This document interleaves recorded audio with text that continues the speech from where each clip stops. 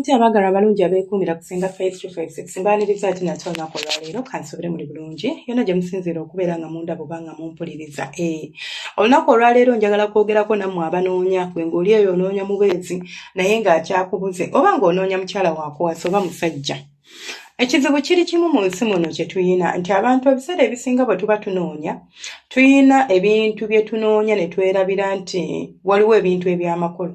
Kiringa omuntu wookera ku makya n'ogula emmotoka ne bafulumya empya n'owulira ng'ate kati empya gy'oyagala.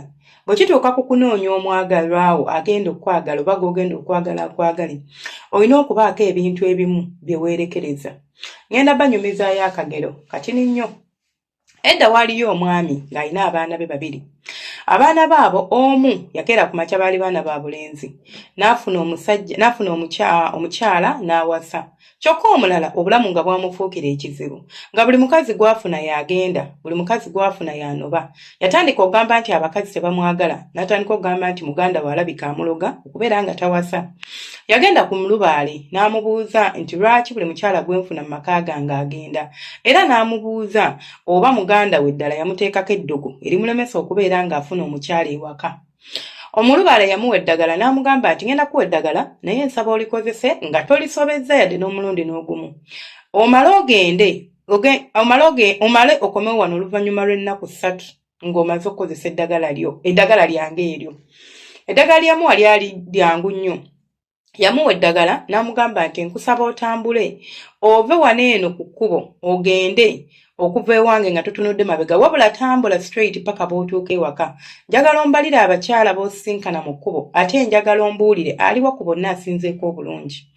Bwe yatambula n'asanga omukyala asooka yali mulungi nnyo naye n'agamba nti kanneeyongereyo oyo omu. N'addamu n'asanga omulala n'asanga n'omulala. Olugendo lugenda okuggwako ng'asanze abakyala nga 8 kyokka nga bonna balungi. N'amala n'addayo nga wayiseewo ennaku n'annyonnyola omulubaale n'amugamba nti gye wantuma natuuka bulungi era eddagala bwe nalyesiiga abakyala abalungi nabalaba. N'amugamba nti ku bakyala abo aliwo gwe wandironzeeko. Yasiriikirira n'amugamba nti simanyi. Yamugamba kati ngenda kuwa akalagala akalala nako nsaba okakozese nga kali. Ddagala lyali lyakwesiiga mu feesi. Otambule wabula totunula mabega, singa onaatunula emabega ebinaddirira tojja byagala. Omukyala yenna gw'onaaba osanze n'akusanyusa bw'omulonda n'afuuka mukyala wo, omukyala oyo agenda kwagala tagenda kukola ki? Tagenda kwawukana naawe wabula nkujjukiza temuli awukana. Ompulidde nti ye munnange nga batambula lugendo nga bagenda ng'atambula ng'asisinkana omukyala asooka nga mulungi okufaako obufi bannange nga mulungi kaalaala. N'agamba naye ate omulubaale yaŋŋambye nti gwe mba nnonze yoyo gwe ŋŋenda okubeera naye. Kitegeeza bwe nnonda ono nga waliyo omulungi asinga ono olwo mba nsiraanyi sigenda kuddamu kufuna ki mulala. Ate nniza okumulonda nga waliyo asinga n'amuleka.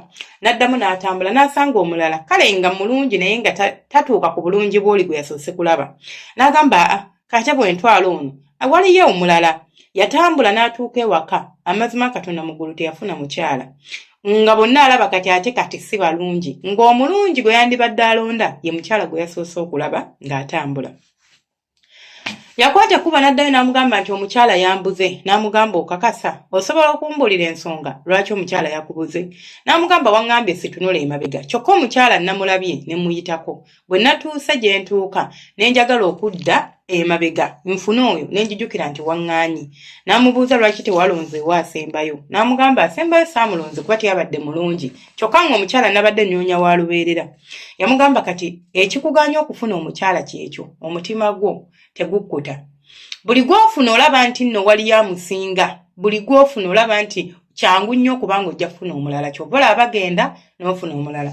Akantu kano nkabanyumiriza nga njagala kubagereza nti naffe bwe tuli ofuna omusajja ng'akwagala ng'akuwa buli kimu ng'akulabirira naye olw'okuba okyalina abasajja abakugambako eyo ebbali abakuwaaniriza abakuwaana ebiisa amabina n'ebisigadde n'ogamba ono tanjagala nja funa asinga. No weesanga ng'otandika okuddiŋŋana ensobi zo z'otandibadde ng'okola wabula kubanga olowooza nti ojja kufunayo asinga ono no weesanga ng'oli mu bulamu obufaanaganako bwe buto oba obutafuna muntu agenda kubeera naawe. Abakyala ogenda okutuuka mu myaka 35 ng'otandise okukaddiwa. Toyina mwana, toyina musajja. Olwo ng'oyagala okudda emabega ate ofuna oli ng'ate tekikyasoboka. N'abasajja bwe guli bw'afuna omukazi n'amugondera n'amwagala alowooza nti kyangu nnyo ofuna omulala ajja okugonda okusinga ku ono. Kyokka ono bw'amugoba n'afuna ate omulala n'atamiitinga oli we yali amuyisa ng'ate amugoba ng'ate afuna omulala. Kwegamba n'obeera mu ssaako nga yeeripiitinga bweripiitinzi naye ng'ekigireese okubeera bw'etyo kubeera nti oyina omululu. Gwe kennyini owankawanka tokkakkana kumanya nti no bannange ekituufu kiri nti bino kambyesonyiwo byansi mbeere nga nsobola okwetuusaako obulungi oba mbeere nga nsobola okwerabirira. Munnange abantu bwe tutyo bwe twakula oba abantu bwe tutyo bwe tuli. Olina okubeera ng'okimanya era ng'otegeera ti oba oyagala okubeera ng'obaako ebintu by'ofuna mu nsi muno eno olina okubeera contented n'ekyo ky'ofunye. Naddala bwe kituuka ku bufumbo oba bwe kituuka ku kufumbirwa. Okusalawo omwagalwa wo asinga kijja kubeerera kizibu kubanga abalungi ndagala nnamu teziggwa mu lusuku. Oba okyawaana luno obulungi ng'ate ekitooke kiri ekyemmanga kissa olulala. Oba we wasaze luno ng'ogamba akalagala kange ogenda okwambuka okumalako olusuku ng'ate luli lwalo lunyirira okufaako obufi. So gwe mutima gwo gw'olina okutuuza n'omanya nti omusajja ono gwe nnina tatuukiridde. Wabula nsobola okumufuula owange n'ampa emirembe ate nange ne muwa emirembe. Mukyala wo gw'olina omutima gw'olina okutuuza n'ogamba omukyala ono gwe nnina tatuukiridde si mu nsonga za mu buliri si munneeyisa naye osanga nsobola okumukyusa n'aterera n'afuuka kyenjagala rather than okubuuka okwonu nodda kwoli.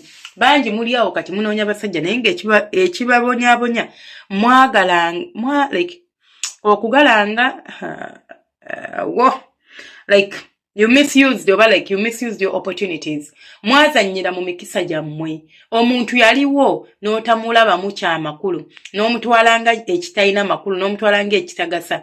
Kati ssaawa zino omwejjusa oyagala akomewo mu bulamu bwo naye takyasobola. Kyokka bonna b'ofuna tebasobola comparinga yadde n'okumeasuringako just a little bit of ounces ku bali be wali oyina oba kwoli gwe wali oyina.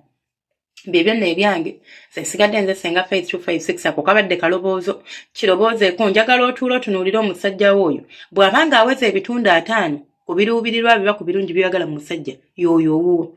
Bw'aba aweza ebitundu 6 y'oyo owuwo kasita abeera nga takka wa bitundu 5 ebirala compromisinga tetenkanya. Mukyala wo njagala oddeyo omutunuulire nti alinza okuba talabika bulungi nnyo naye ekitooke kifansalira. Ekitooke kikola ki? Kifansalira. Bw'onaamuyigiriza ka make-up n'omutwala ne bamusiba akaviiri n'anyuma omukazi oba bakusibya emibiri olabika bulala ate n'atasibya emibiri era alabika bulala. Ajja kulabikira bulungi era ojja kutambulanga naye ng'okoze eki? Ng'oggumidde ng'oli musajja ddala awera. Omuyimbi yayimba nti ekitooke kifansalira. N'oyo gw'oyina muwaanyirire bamwegomba bangi nga balaba anyiridde asaaliza.